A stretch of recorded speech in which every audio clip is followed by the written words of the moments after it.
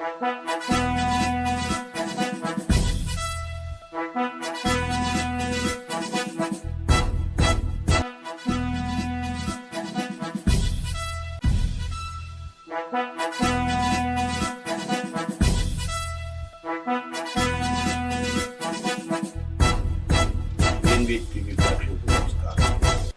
రోజున ముఖ్య అంశాల్లో చెప్పుకోవాలంటే ఒక పాత వార్త చెప్పాలి.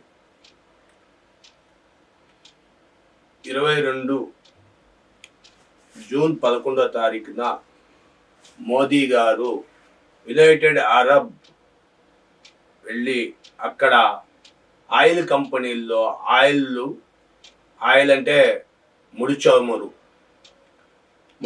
నుండి petrol, diesel, grease, engine oil వగైరా వగైరా అన్నీ తీస్తారు, ఇండస్ట్రీస్కి సంబంధించినవి. దీంట్లో Indian oil corporation plus Reliance oil corporation ఇలాగా కొన్ని కంపెనీలు తయారై ఇండియాలో ఆయిల్ సుమారు 10 లక్షల గ్యాలన్ల ఆయిల్ మన భారతదేశంలో నిల్వ ఉంటుంది. ఇప్పుడు ఇది చుట్టుపక్కల మన అవసరాలకి వాడుకుంటున్నారు. దాన్ని తీసి ఆయిల్ కింద మార్చి పెట్రోల్ కింద, డీజిల్ కింద, గ్రీజ్ కింద ఇవన్నిటికి కన్వర్షన్ చేస్తున్నారు. ఇదంతా బాగానే ఉంది. ఇప్పుడు ఏ దేశము ముడి చమురు ఫ్రీగా ఇవ్వదు కదా. దానికి గతంలో ఎప్పుడు అన్నారు, చమురుకు బదులుగా వేరే బియ్యము, పప్పులు, ఉప్పులు తీసుకెళ్తున్నారు, ఇచ్చేవారు అని చెప్పి అన్నారు. కానీ అవన్నీ ఏమైపోయినాయో తెలియదు. ఇప్పుడు మోడీ గారు ఏమంటారంటే ఇండియన్ రూపాయితో అమెరికన్ డాలర్లతో కట్టేవారు ఇంతవరకు బిల్లులు, వాళ్ళకి ఇవ్వాల్సిన డబ్బుని. ఇప్పుడు అమెరికన్ డాలర్తో కాకుండా ఇండియన్ రూపాయితో కడతామని చెప్పి ఒక ఒప్పందం చేయించుకొని ఒక అగ్రిమెంట్ చేసుకొని వచ్చారు. కానీ అది జరగట్లేదు.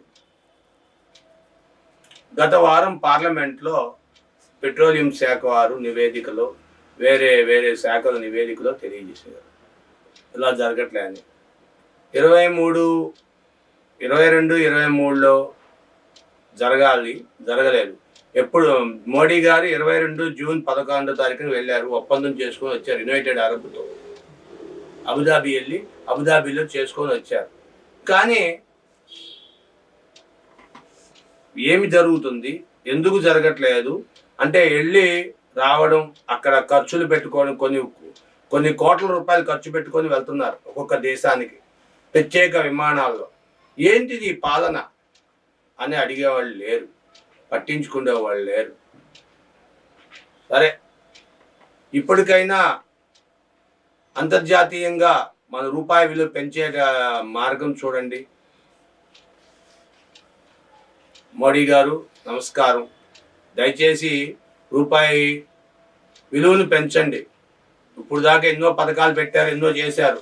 కానీ భారతదేశంలో రూపాయిని అంతర్జాతీయంగా మనకి వెలుగులోకి వచ్చేటట్టు చేయండి. భారతదేశ రూపాయిని గ్రోత్ చేయండి.